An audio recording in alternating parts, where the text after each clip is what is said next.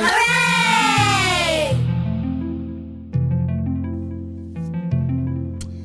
Hey folks, what's up? Welcome back to the 44th episode of the Darren Harris program, or the Darren Harris podcast. I'm your host, Darren Harris. Welcome back, folks. Quick fast, I want to do a mental health check, make sure everybody's mental health is on task. How you doing this week? I hope everything was good. This week was a little stressful for me, but not too terrible. It was all right. I did all right, so it was all right. But I'm not here to talk about mental health today, and again, I think I'm going to suspend the format for this week because I want to talk about the Grammys. I watched the Grammys last night. Now, I don't watch the Grammys. I'm not really a Grammy watcher. I haven't watched the Grammys in years. I mean, it had to be like years. I hadn't watched the Grammy in years. But last night, my wife wanted to watch the Grammys, so we got together and we decided we were going to watch the Grammys. So, caught it right at the beginning. And I want to tell you right off the bat, Bad Bunny is that dude. Bad Bunny, well, a couple of reasons. I'm going to tell you why Bad Bunny is that dude. For one, he's a hell of a performer. For two, he don't give a fuck what anybody thinks about what he does or what he says. And for three, this dude got nominated. He didn't win, but he got nominated for Album of the Year for an album recorded entirely in Spanish. Yeah, Album of the Year. I don't even know what this shit is saying, but it's dope. It sounds good. I'm up out my seat. And that was the thing, man. The performance, it was right in the beginning. If you haven't seen it, I think it's on YouTube. You can check it out on YouTube. It's on the internet now. Everything is on the internet now. But if you didn't see it, check it out because he blew it up. He had dancers from everywhere. He had giant characters. It was off the chain. And it was the first thing. He opened right up with it. And I don't care. I didn't understand a word he was saying. My wife is Spanish, so she was, of course, she Puerto Rican too. So she was up and at it. She was like, yo, this is my man right here. Bad Bunny about to sweep the whole Grammys. And, I felt her excitement, and it was really cool to watch her, kind of support somebody from her island. And I was very happy for him. And he did a really, really solid job on the performance also, especially, the Grammys being a majority, English-speaking platform. This guy really, he really laid it down. So much so that, you looked around and everybody was up out of their seats. Like, everybody was dancing around. Everybody had it going. Everybody except for Ben Affleck, though. If you saw Ben Affleck, I saw Ben Affleck. He was completely lost. He didn't know what he was doing through the whole Grammys. Not just that part, but really, especially, he got a Puerto Rican wife. Bad Bunny is winning. He's doing his thing, and your wife is wilding out. You can't even wild out with her because you don't even know. He was in Batman mode. He was still in Batman mode. He couldn't take it off. He should have just had his cape and his mask on. He just was looking around like he was a straight fish out of water. He's like, this is the wrong award show for me. But it was still fun to kind of watch this guy flounder around. But, I really kind of felt for him because his wife, she's not really Latin anymore. I don't consider J-Lo to really be Latin. She kind of defected and she acts like she's too good for everybody now. So I don't really think about her. When people say Latin actress, I really don't even think about J-Lo. One, because I don't think she's Latin anymore, and B, because she can't act. So I really don't think about J-Lo like that. But even still, she was up supporting Daddy Yankee. But the one thing I really kind of had a problem with where this was concerned, hey, cuz, what's happening? Where this was concerned is Taylor Swift. I think a few people, I talked to a few people about it, and the few people that I spoke with, a racially diverse crowd, I might add. The group of people I spoke with, we collectively agreed we about tired of Taylor Swift. I'm about done with Taylor Swift. I'm about done with her. I'm serious. Bad Bunny was off in Spanish. She was dancing around. But you know what I think is happening, though? I think Bad Bunny banging her. I think he about to start banging Taylor Swift. So, because she was all in it. She was all up in his mix, just all up in it. And then they had a picture or something after the Grammys or something like that. And I think something is I mean, I guess they did a song together or something. Or actually, she danced around while him and Jack Harlow did a song. But she was dancing around anyway, and I think she danced around because she got it for Bad Bunny. But that's all right. Bad Bunny is that man. He gonna hit, quit, and bounce. So, but I really did enjoy the first performance. Another thing I really enjoyed about it was this year was the 50th anniversary of hip hop music. Hip hop music. Love that. It was made on 1520 Sedgwick Avenue in the Bronx by a DJ called Kool Herc. What Kool Herc used to do, he used to take the break beats of all the popular songs and just to take the breaks, and he would spin the breaks, and that created hip hop. And Grandmaster Flash took it a step further by pulling the record back and forth and creating the first scratch. He was the first person to scratch. And that made a definitive sound in hip hop, and later, the definitive music sound, and that later became hip hop.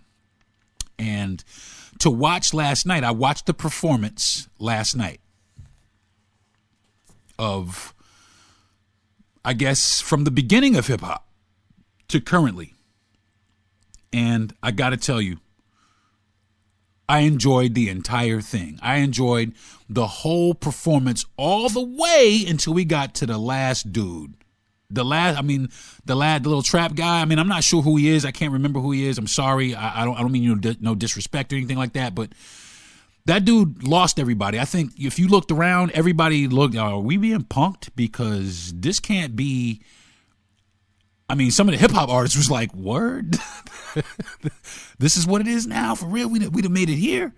And I know Rakim is just, I mean, he is just beside himself because, you know, he's the God MC. He was Mr. Lyricism for a long time, and really to this day is my most favorite MC. My most favorite MC out of any MC that ever lived was Rakim. And he came on, and I think everybody did like 4 bars. I think everybody did like 4 bars, and it was like a medley or montage, and they did like 4 bars, and everybody's verse was tight. Everybody, I mean, it sounded like it was a little bit off because it's just maybe they couldn't hear, but everybody was still tight. Run DMC was on it. I definitely enjoyed me some Run DMC, even though Jam Master Jay wasn't there. Run and DMC, they still was, I mean, especially DMC. DMC is my dude, but even Run still, I think Run could still rap. I think Run could still get down with everybody else. Run was, at one time, Reverend Run was the best rapper alive. And that's no bullshit. At one time, nobody was messing with Run. Nobody. At one time, Run from Run DMC was the greatest rapper alive. And that's no bullshit. And then later on, as hip hop evolved, of course, you got other rappers. They had Grandmaster Melly Mel on, which, yo, for real, that dude again, at one time, he was the greatest rapper alive. And I say that to say this. There are a lot of rappers that claim to be great that need to learn a lot from old school rappers, because old school rappers, they talked about actual shit. You know what I'm saying? They didn't talk about the shit motherfuckers talking about today, because a lot of this shit is, you got to be kidding me, man. I mean, you got to be kidding me. I just can't get down with it. Now, don't get me wrong. I do enjoy the productions. Now, there's a large amount of hot producers today. I'm a beat maker myself. I'm a producer myself. You know, it's a large amount of producers that just make phenomenal music. But the rappers today, there's still a few. Now, I'm not going to say everybody, because Kendrick Lamar is the fucking man, and he blew it up last night. Also, his album. I mean, not performance wise, but his album. That was one of my earbuds from the podcast a few weeks ago. Was Mr. Morale and the Big Steppers, and that whole album is just. I knew it was going to win. It had to win, because he's on a different plane than a lot of the. Of course, he makes the dance tracks or the club tracks, but his mind. I think his mind works a lot deeper than a lot of the hip hop artists today. There's a few of them. Him, J. Cole. There's a few of them. Jordan Lucas. There's a few of them that their minds are, in my opinion, the greatest minds in hip hop at this moment. You know what I'm saying? So it's hard to listen to something that really doesn't have that much artistic value. You know, just some idiots rapping over a beat about nothing. I just can't get down with it. Now, there are some new artists that are in that genre of music that do have some, pretty impactful things to say. But the majority of these motherfuckers today is talking about absolutely nothing over hot beats. And that's just a shame.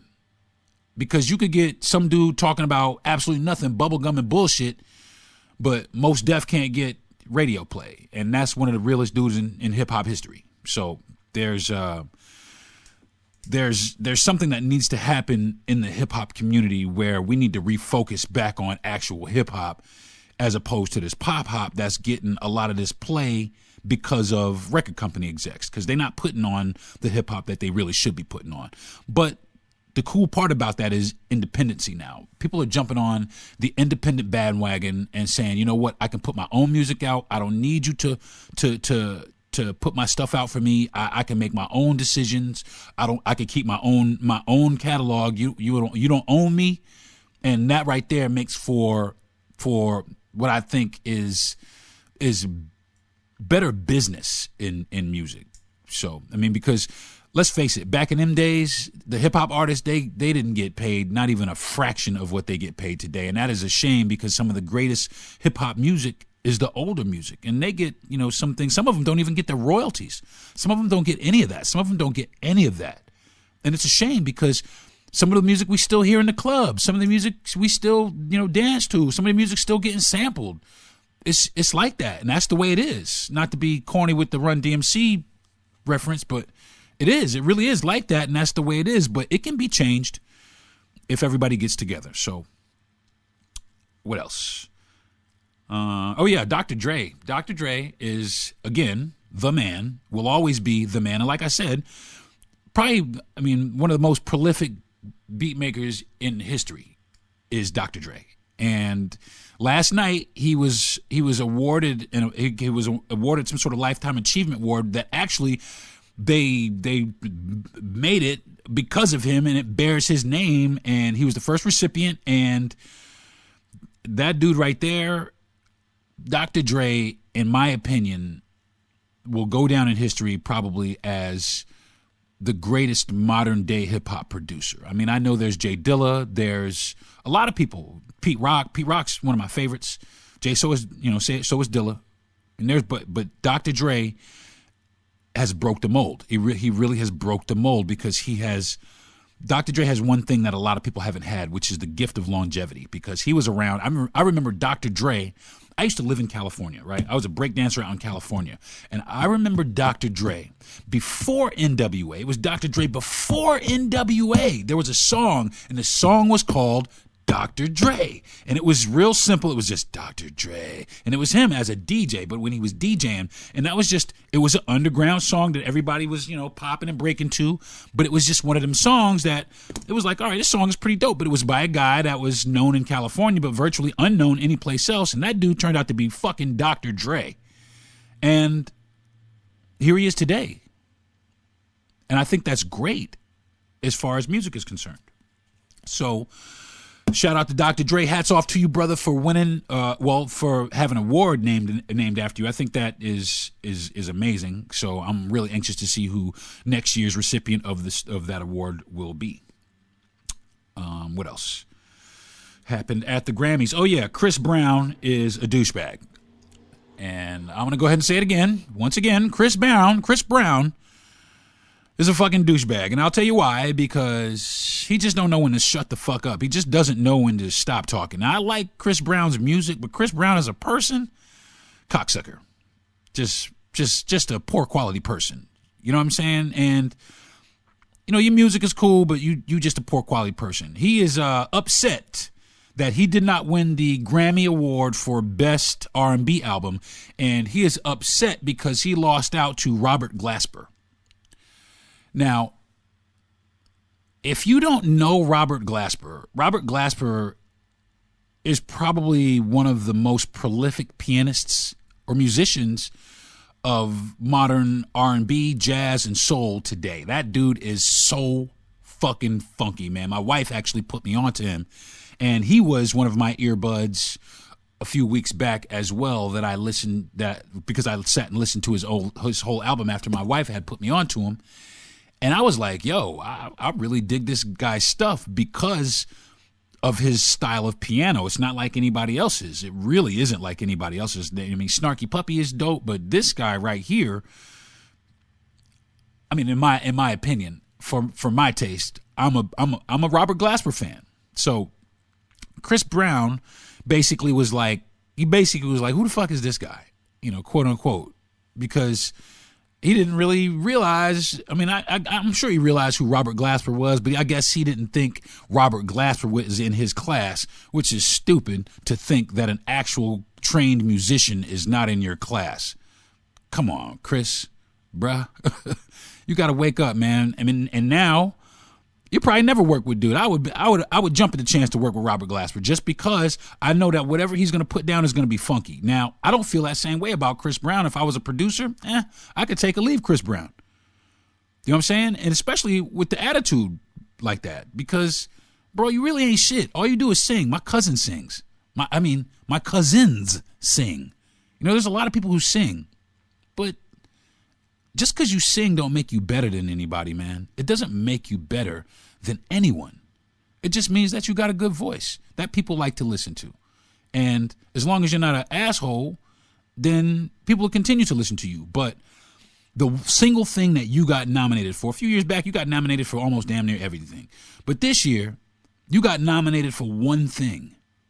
And you lost that to Robert Glasper. And then not only did you lose, you weren't even a graceful loser about it. You got on your social media and was like, oh, I'm gonna do something cool. Like I'm gonna learn harmonica and come back next year strong with some harmonica, trying to mock this dude and make fun of this dude. But you know what? I'm gonna tell you what. Robert Glasper has class. And folks, whoever's listening to me, go out, check out some Robert Glasper. You'll understand exactly what I'm talking to, especially if you're into soul music. If you're into soul music, this dude right here is definitely a must get. I did say that before in my earbuds section before, and I'll say it again. Go out, get you some Robert Glasper in your playlist. And I'm going to keep rolling right along. So what were people wearing? Before I get into what people were wearing, I want to get into Trevor Noah, the host, the guy who hosted. Go ahead and give Trevor Noah a round of applause because I like that brother a lot. And he deserves every good accolade that comes to him because he works hard, for one, and he's humble about it. He really is. He recently left The Daily Show, which I watched a couple of episodes of The Daily Show last week with Dale Hughley on. It was really good. And I do like the new format of The Daily Show, but that's another subject. But Trevor Noah left The Daily Show in order to pursue what he really wanted to do, which was be a comedian, which is what he is. A comedian and show host, and that's what he is. You know, and The Daily Show, he was so good at it that he was getting like sucked into it. And it was to the point that he was like, either I'm going to do this for the rest of my life or I got to get out and start doing what I really want to do. And that's what he did. Is he, put a 2 weeks in, put a notice in and left on good terms, like any classy dude would do when you're leaving a job. Like, see, I ain't classy. I just quit. I'm out of here. This place is trash. Fuck y'all. I'm out. But he put his couple of weeks in and let everybody know. He came on and was sad about it, and he told everybody. And actually, even through COVID, I watched a lot of The Daily Show through COVID, and even from his house, he was entertaining, he was funny, and he was very articulate.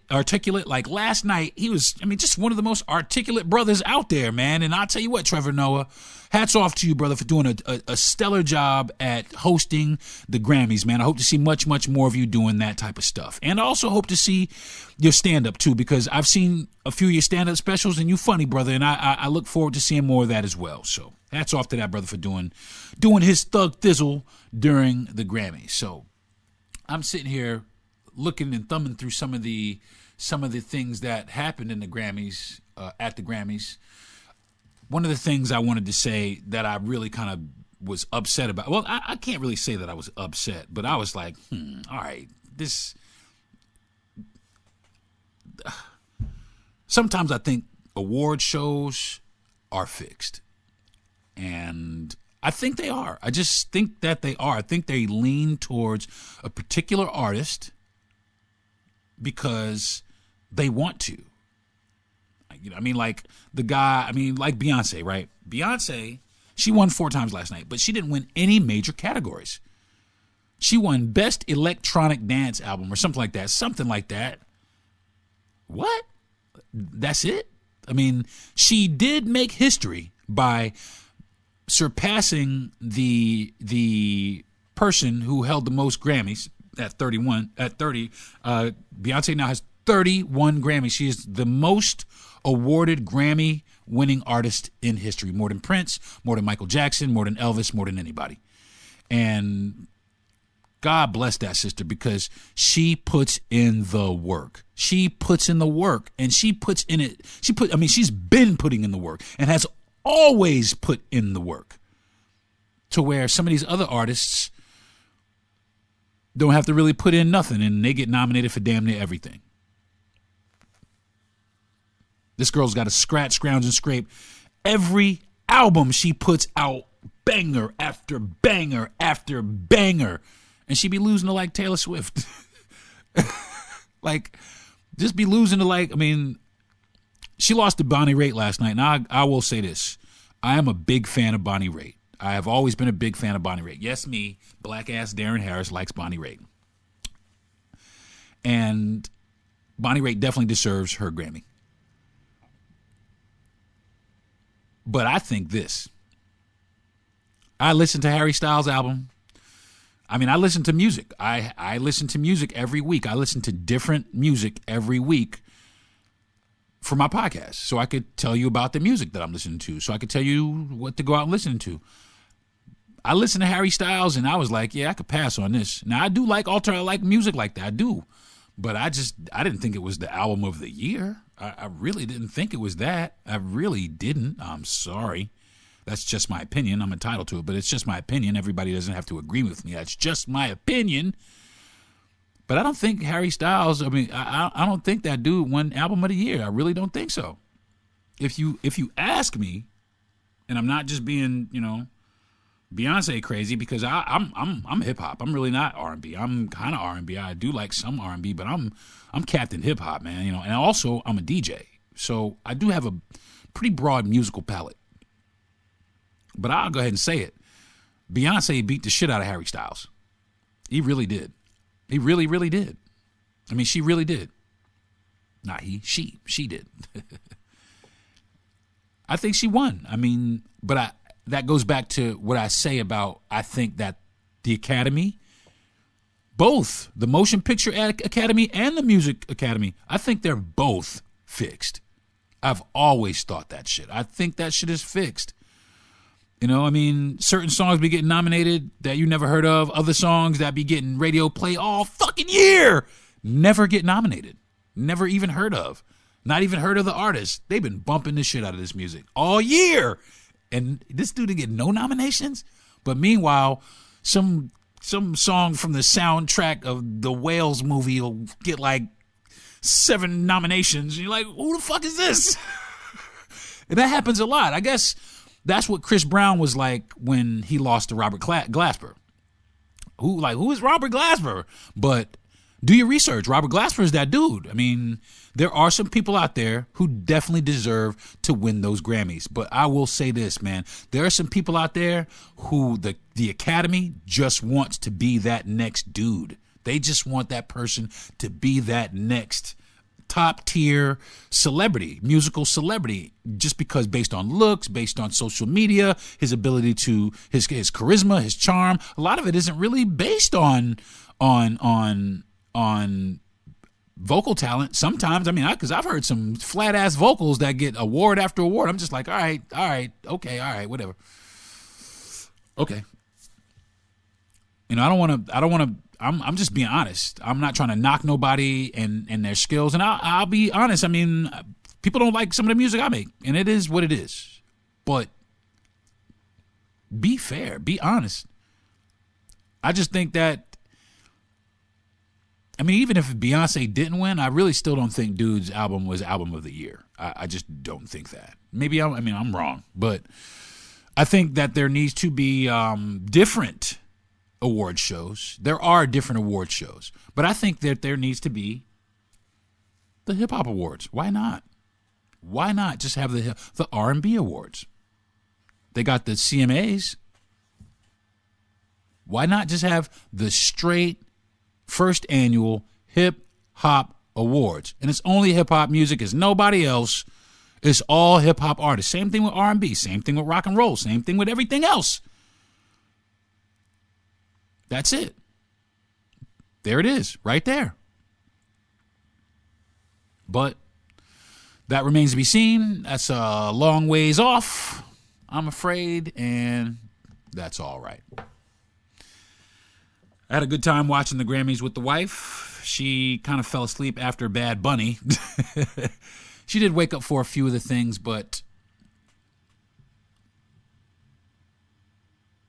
she kind of faded out, as did I after a little while. But I did there's the part of the Grammys when they start giving away like Grammys for, other stuff that don't really, and then you wake back up.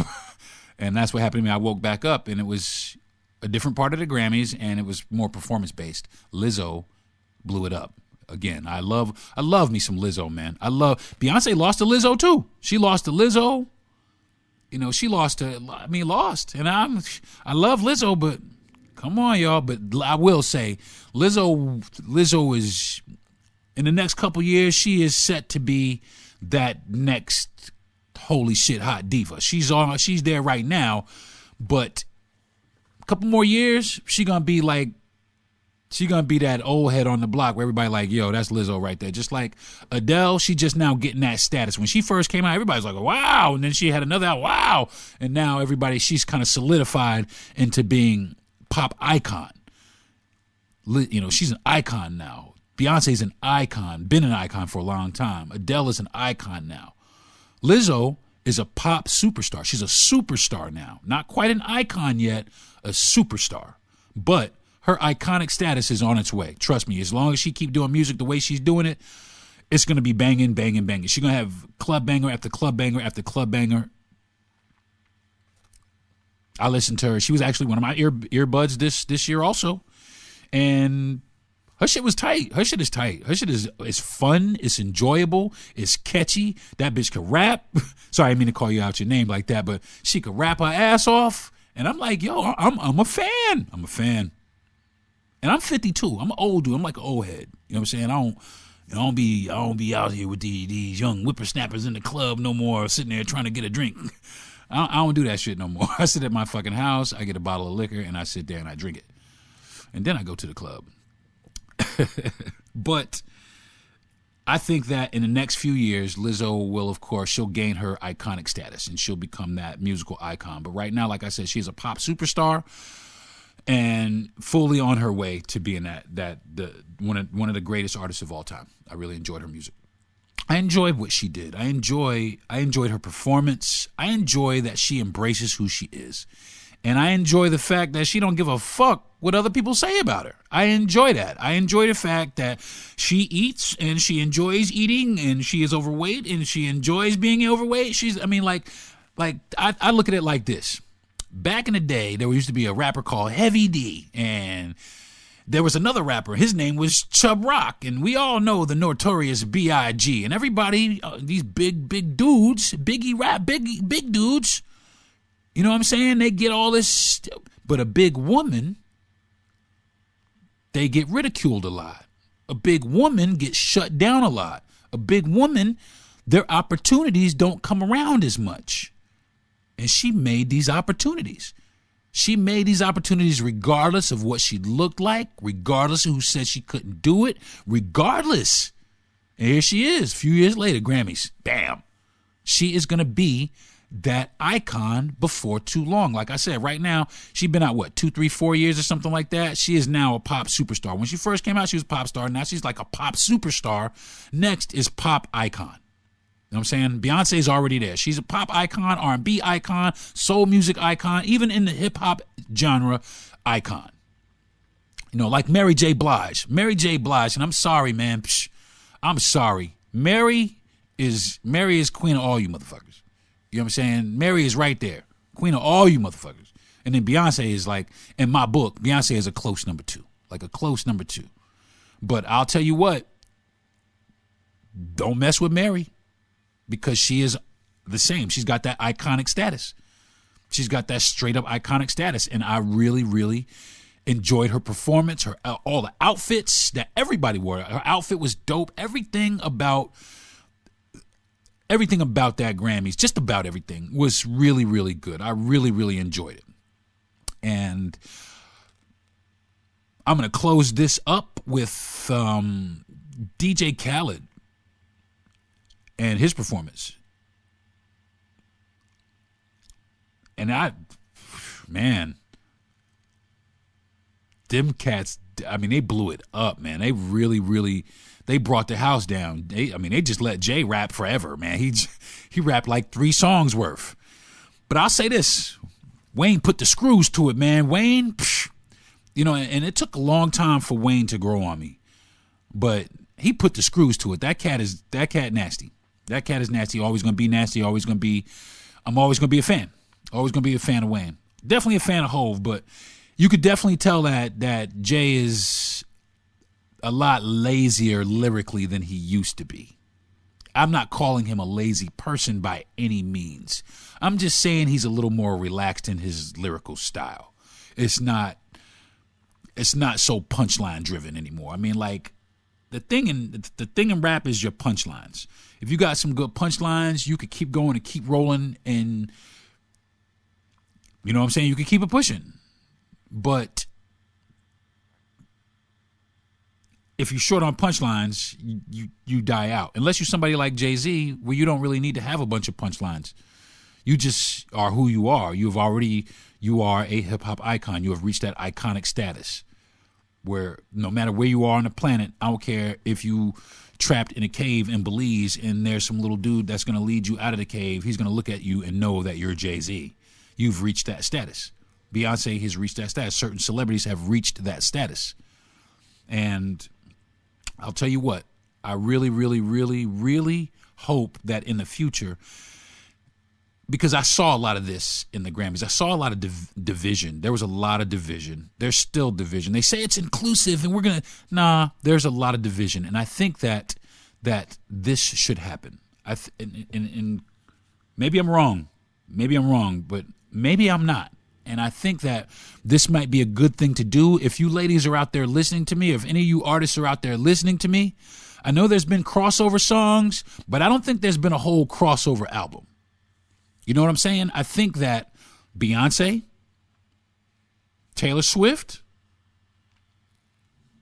Shania Twain, Pink, I think everybody, every top artist from every genre, like all the girls, I think they should all make an album. I think they should all get together and they should all make an album. And in that way, Pink has got a little chance to be on, so get down with some Beyonce, and Beyonce can get down with Shania Twain, and Shania Twain can get down with Taylor. I think that should happen. I really think that instead of having yes, you should keep your genres, but I also think that all of these artists, they should collaborate from time to time and put out an album that is inclusive for everybody so that all of the fans can like all the music and be introduced to other music, because I know that there are some fans that have never heard a Beyonce record. I know there are some other fans that have never heard a Taylor Swift record. But if they put out an album together or a record together, guess what? Everybody's going to listen. And from that, I don't really like Taylor Swift, but I like that song she has with Beyonce. Maybe I'll listen to some more Taylor Swift, and vice versa. Maybe I'll listen to a little more Beyonce.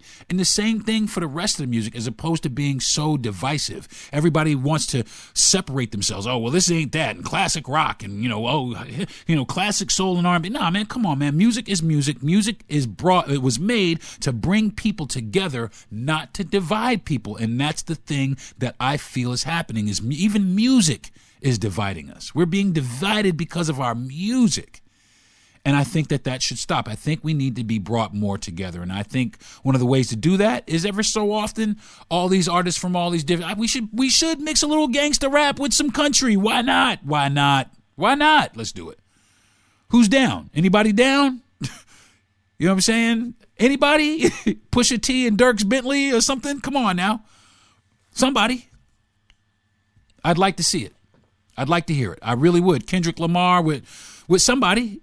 I'd like to see it. I'd like to hear it, because some of the best music ever made in the history of music was made when this person and that person didn't know anything about each other and brought their styles together and created a new genre of music. And that's where you get the best music from, is people who are like-minded, who don't get hung up on society's hang-ups, who are here for the music, who are here for the love, that see you as an equal musician, and you guys can get together and put out actual good music. And that, for me, that's where I would like to see music go, because in that, the academies, they can't lean more towards one genre or the other, or one artist or the other. And if you don't think they lean towards one artist more than the other, you're a fucking idiot, because they've been leaning at Taylor Swift for 25,000 years. I mean, every single thing listen, Bad Bunny was performing and they just kept cutting to Taylor Swift. Like she was Latin. She ain't even Latin. And they was looking at her. If she danced a little bit, they cut over to Taylor Swift. She move and try to drink a little bit of something, they cut over to Taylor Swift. For what?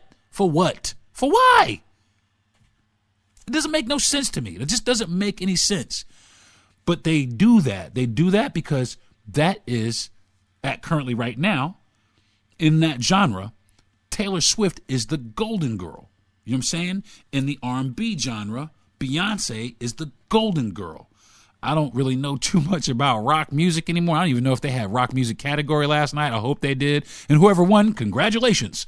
But even whoever at the top of the rock category, that person, like I said, everybody at the top of their game should get together and make an album for that, for inclusion of all races. So then these people over here that are these right wings or these liberals over here, you guys got to shut the fuck up against each other, because here you got a liberal over here and you got a conservative over there. They made the most bangingest track in the country telling y'all that you're stupid.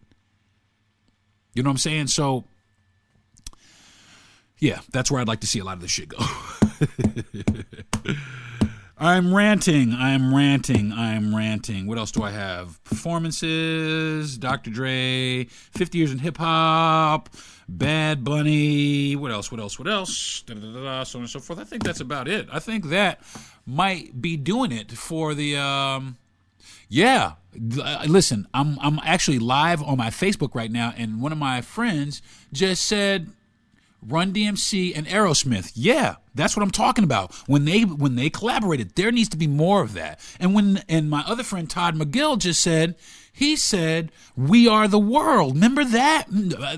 If you're young, you don't remember that. You don't remember that. But go back and listen to We Are the World. It was everybody.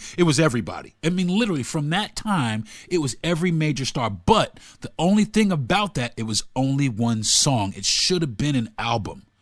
That's also, I'll do you one better. Elton John did That's What Friends Are For, and he took some other people. He took some other genres of people and made other genres and made a banging song, a real song that everybody could take, that people remember to this day, like something that impacts music so greatly that it's remembered years and years later. And that's what I'm talking about. That's what needs to happen in music today. Even house music, even that I'm looking at. What's up, Ty? How you doing, homie?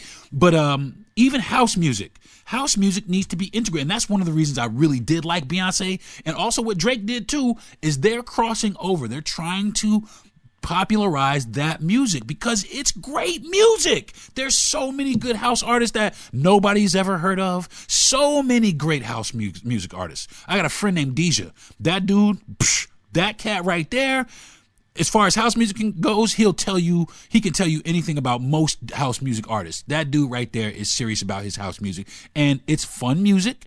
You go out, you dance around, you meet people. There's no pretense. Nobody's dancing up on somebody's ass, trying to root. Nah, it's not even about that. It really isn't about that. It's about the love and it's about the soul. There used to be a party in New York called Body and Soul that everybody used to go to during the day. And there's another one that my wife used to go to in Chicago called The Chosen Few. And those are two house music parties that I swear, man, that shit should be going on every day, and it should be more mainstream than it is because it's just fun music.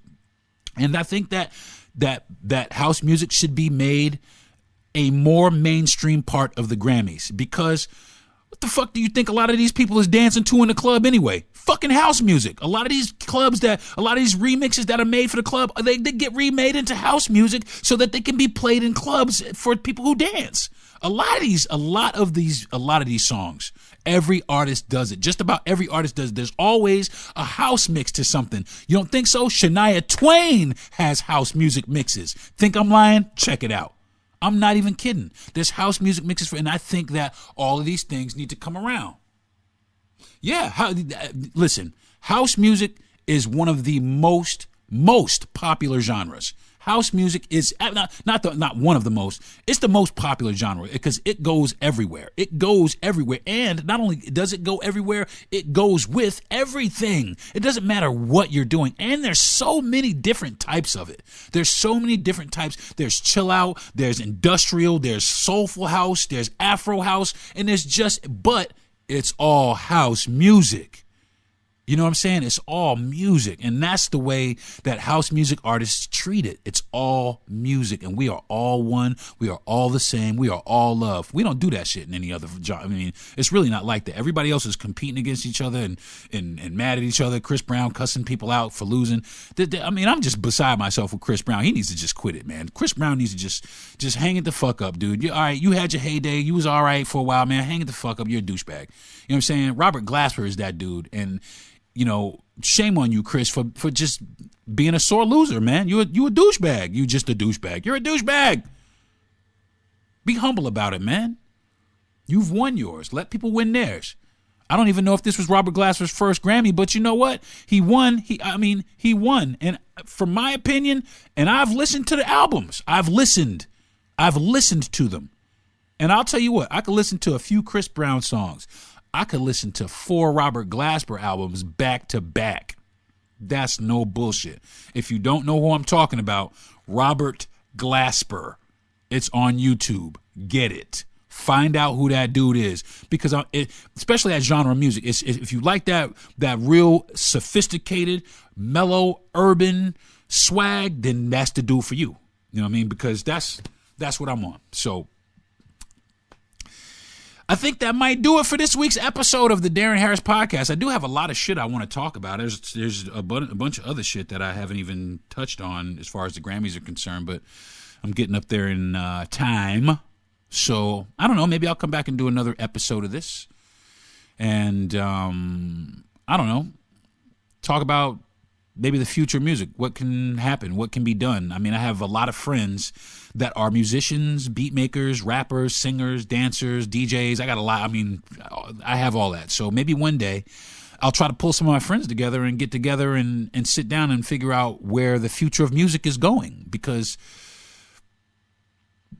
one minute we love music, the next minute we're old and we're like, where the fuck did this kind of music come from? So, I mean, that was the feeling last night, from the hip hop tribute. The hip hop tribute was dope. But the last guy, I mean, like I said, I don't mean you any disrespect, brother, but last night, even though them artists was old, you was a bit out of your league, my man.